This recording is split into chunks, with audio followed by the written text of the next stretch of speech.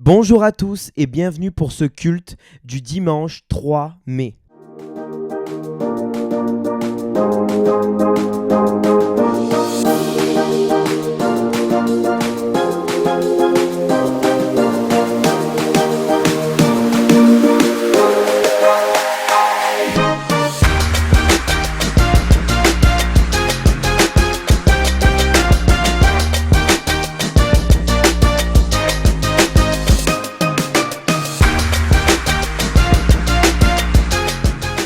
Au programme, nous avons la joie de recevoir Olivier Morin qui va nous conduire dans un temps de louange avec sa famille. Pour la prédication, ce sera le pasteur Pascal Olive, votre pasteur, qui va vous apporter un message ce matin. Bonjour à toutes et à tous, nous voilà réunis pour le culte de dimanche et nous allons faire ce matin avec Sylvie et Sarah la louange et nous voulions vous accueillir avec un verset ce matin.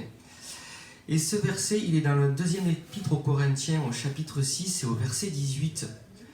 Et il est écrit, le Seigneur Tout-Puissant dit encore, je serai pour vous un père et vous serez pour moi des fils et des filles. Alors pourquoi je voulais vous accueillir avec ce verset ce matin? Tout simplement pour faire un parallèle avec nous les papas ou vous les mamans. On est toujours très heureuses et très heureux quand on a nos enfants autour de nous, nos proches, ceux qu'on aime. Et je sais que pour le Seigneur, c'est la même chose en fait. Il se réjouit de nos louanges, il se réjouit du fait qu'on soit autour de lui. Et d'ailleurs, je cite souvent un verset, c'est un petit peu un verset clé, c'est que là où 2 ou 3 sont assemblés à mon nom, je suis au milieu d'eux, dit la parole. Et ce matin, même si nous sommes un petit peu tous éloignés les uns des autres, et je vous fais un petit mot comme ça entre parenthèses, vous nous manquez beaucoup tous et toutes, et si on est éloignés les uns des autres, on est quand même tous réunis autour du Père. Le fait de le louer, l'adorer, venir auprès de lui, c'est la bénédiction pour lui, mais c'est aussi la bénédiction pour nous. Voilà, écoutez, on va attaquer ce temps de louange tous ensemble. Je vous propose de chanter quand même dans nos maisons, comme si on était tous les uns avec les autres. Voilà, en attendant de bientôt être tous ensemble.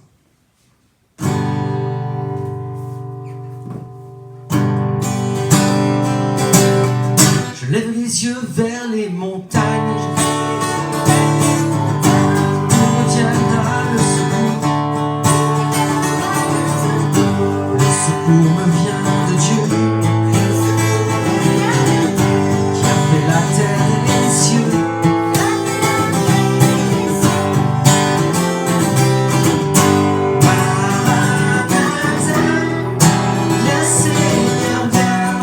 Seigneur Jésus, nous tendons les mains.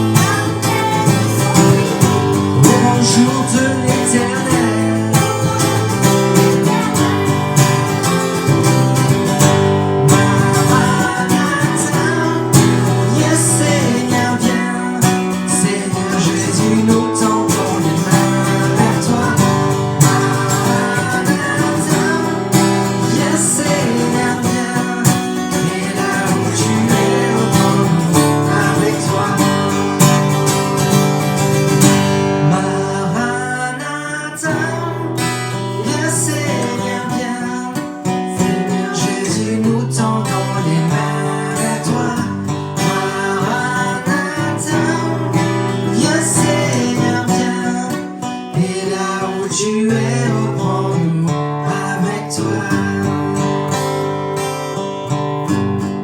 Seigneur, merci qui tu es pour nous, celui qui tient nos vies entre tes mains, celui vers qui on peut s'approcher en toute liberté tel qu'on est, Seigneur. Amen. On veut proclamer ton nom, proclamer ta gloire, proclamer tes bienfaits pour nous, Seigneur. Proclamer tes promesses. À ton nom, les monts vacillent et s'effondrent. À ton nom, les flots s'agitent, les mers grondent.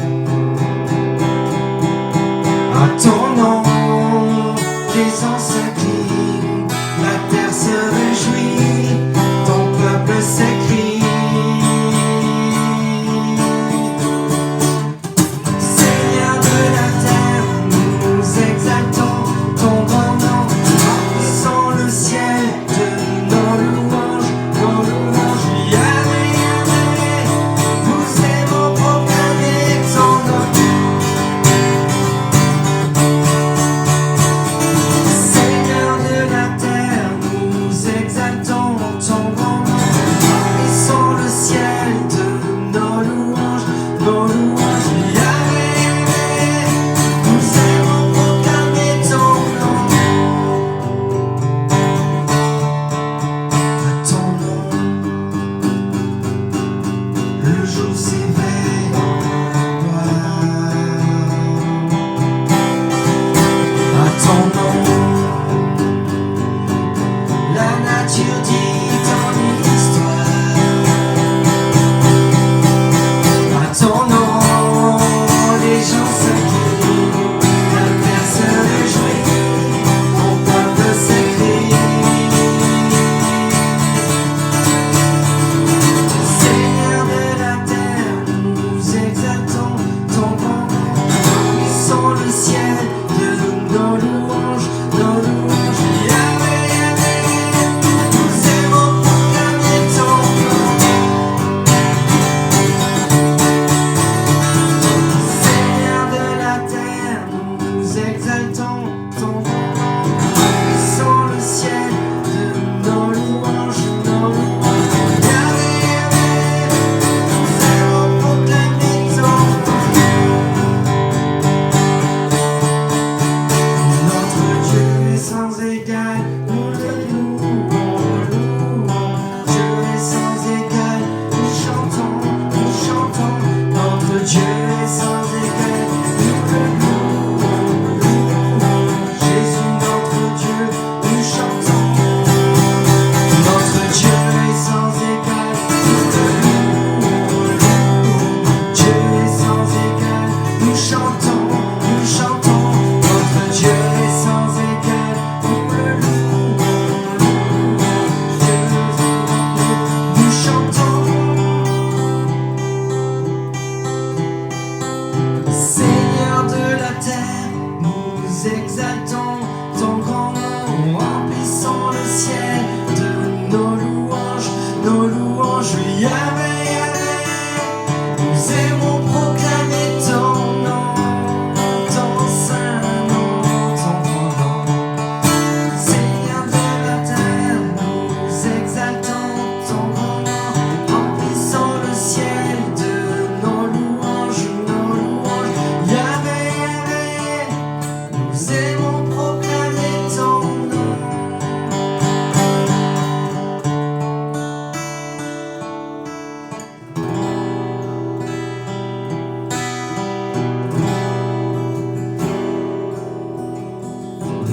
Nous entrons dans ta présence, nous venons devant toi. Nous voulons voir ta puissance et t'adorer, toi le roi. Nous entrons dans ta présence.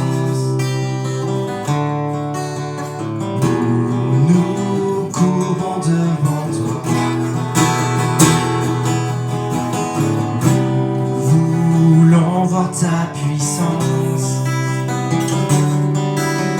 et t'adorer toi le roi.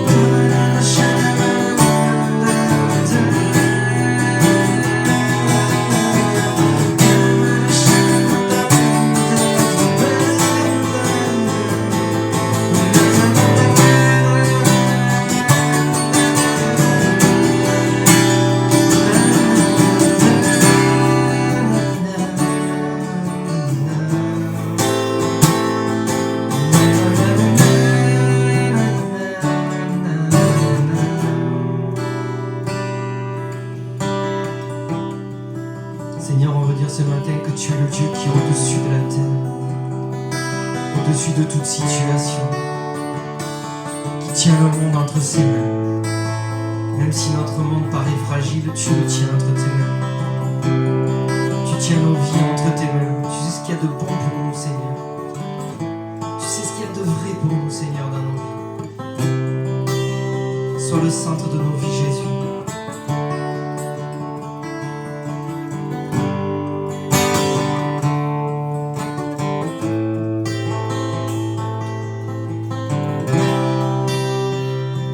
On veut le chanter ce matin, Seigneur. Tu es Dieu au-dessus de la terre. Ta splendeur recouvre ta maison. Tu es Dieu au-dessus de la terre. Et tu règnes dans tout l'univers. Tu es Dieu au-dessus de la terre. Ta splendeur recouvre ta maison. Tu es Dieu au-dessus de la terre. Et tu règnes dans tout l'univers. Tu nous ouvres les ailes des cieux. Tu répands sur nous ton amour. Tu nous ouvres les sons de ta parole. tu fais resplendir ton église, chante église, tu es Dieu au-dessus de la terre, ta splendeur recouvre ta maison, tu es Dieu au-dessus de la terre, et tu règnes dans tout l'univers, tu inondes nos vies de ta joie, et tu nous couronnes de ta gloire. Nous t'offrons un parfum d'adoration, nous nous prosternons devant toi. Tu es Dieu au-dessus de la terre, ta splendeur recouvre ta maison. Tu es Dieu au-dessus de la terre, et tu règnes dans tout l'univers.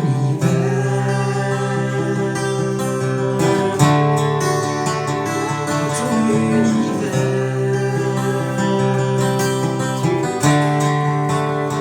Tu règnes.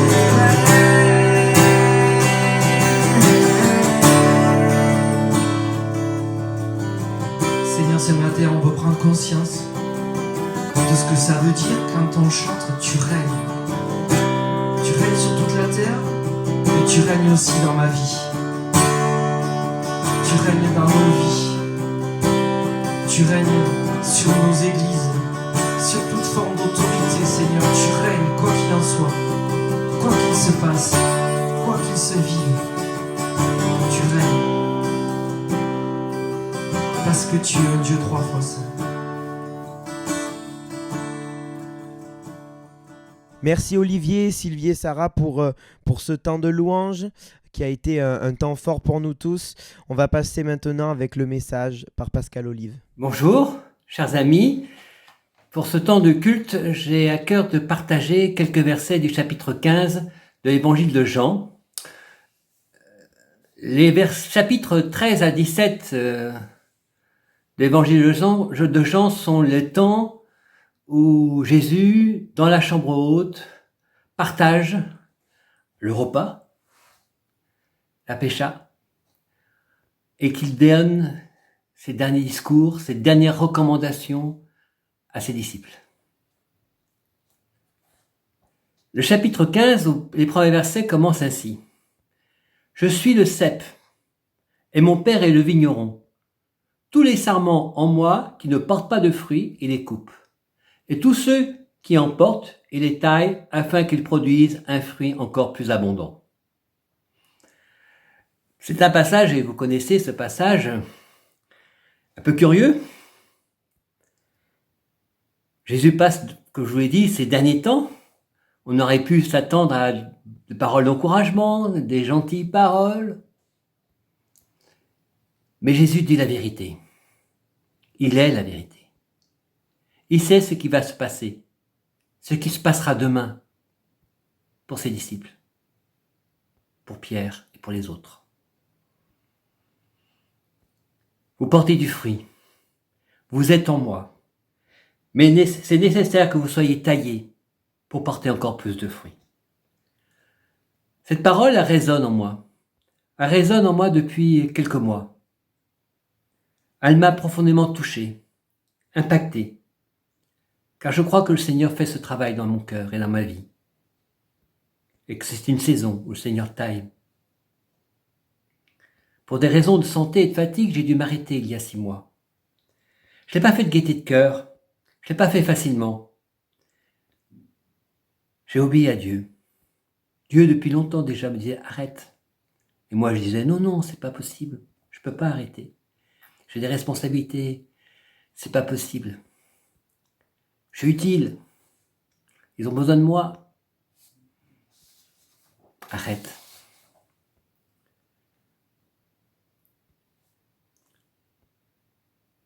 J'ai dû accepter, et c'était pas facile.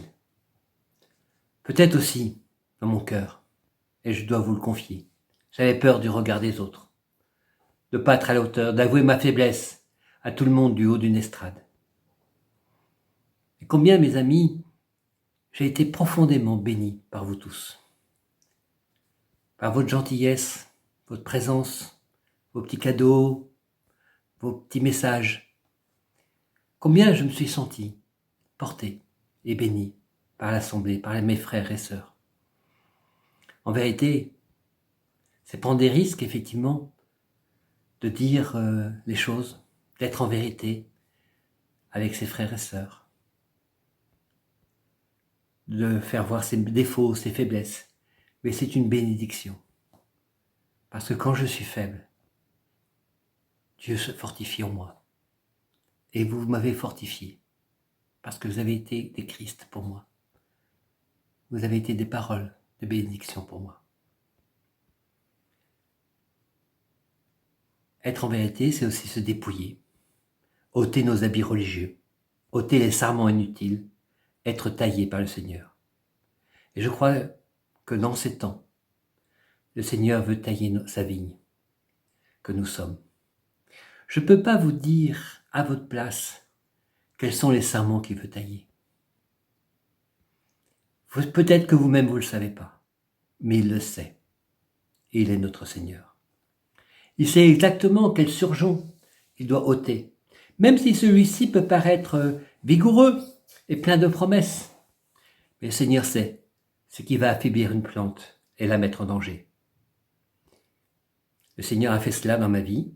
J'ai dû arrêter beaucoup de mes activités, de mes responsabilités. Fort honorable, ces activités étaient voulues, bénies par Dieu. Elles portaient des fruits. Mais le Seigneur veut tailler. Le Seigneur veut tailler sa vigne. Il veut tailler l'Église. Notre Église aussi. Je ne crois pas que nous retrouverons la situation d'avant. Je ne crois pas que c'est souhaitable. Je crois que le Seigneur fait une œuvre dans notre vie. Le Seigneur souhaite nous dépouiller, nous renouveler profondément, renouveler son Église, la tailler pour qu'elle porte du fruit. Nous ne pouvons pas nous satisfaire simplement des fruits que nous avons portés hier ou même aujourd'hui, mais nous préparer à porter les fruits de demain. Mais quels sont ces fruits dont le Seigneur nous parle? Paul nous parle des fruits de l'esprit. La patience, la maîtrise de soi, la douceur, l'amour. Ces fruits de l'esprit sont les fruits du cœur. Ils sont les fruits de l'âme. Ils sont loin du tintamarre, du toujours plus, où nous vivions. Nous changeons d'époque et de temps. Nous sommes appelés à plus d'intimité, de sobriété, de simplicité, y compris dans l'Église.